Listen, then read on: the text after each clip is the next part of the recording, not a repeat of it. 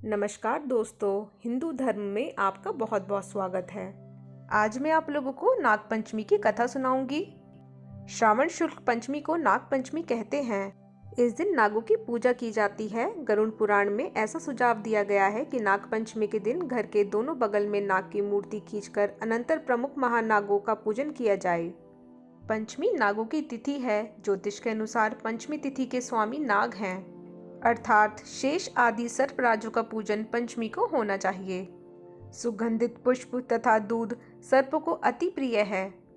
गांव में इसे नागचैया कहते हैं। इस दिन ग्रामीण लड़कियां किसी जलाशय में गुड़ियों का विसर्जन करती हैं।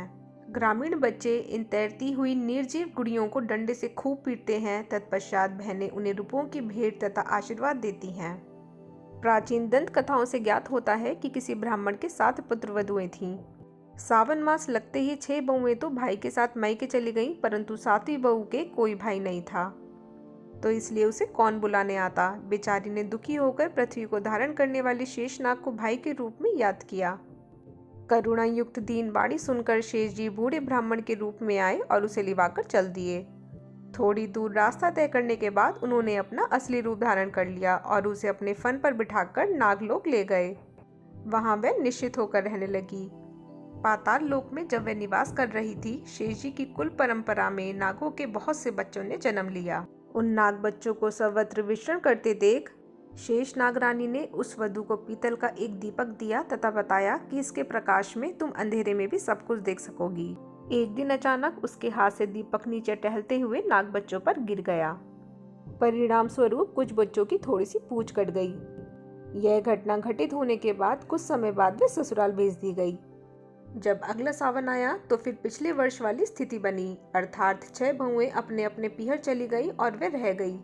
किंतु वह इस बार बिल्कुल निराश नहीं हुई और दीवार पर नाग देवता को उकेर कर उनकी पूजा तथा मंगल कामना करने लगी। इधर क्रोधित नाग बालक इस वधु को अपनी पूंछ कटने का आदि कारण मानकर बदला लेने के उद्देश्य से आए, लेकिन जब उन्होंने उसे श्रद्धा पूर्वक अपनी ही पूजा करते देखा तो वे सब बहुत प्रसन्न हुए और पल भर में ही उनका क्रोध समाप्त हो गया। तब बहन रूपी उस वधु के हाथों से उन्होंने दूध चावल का प्रसाद ग्रहण किया तथा उसे नागकुल से निर्भय रहने का आशीर्वाद और मणियों की एक माला भेंट स्वरूप दी।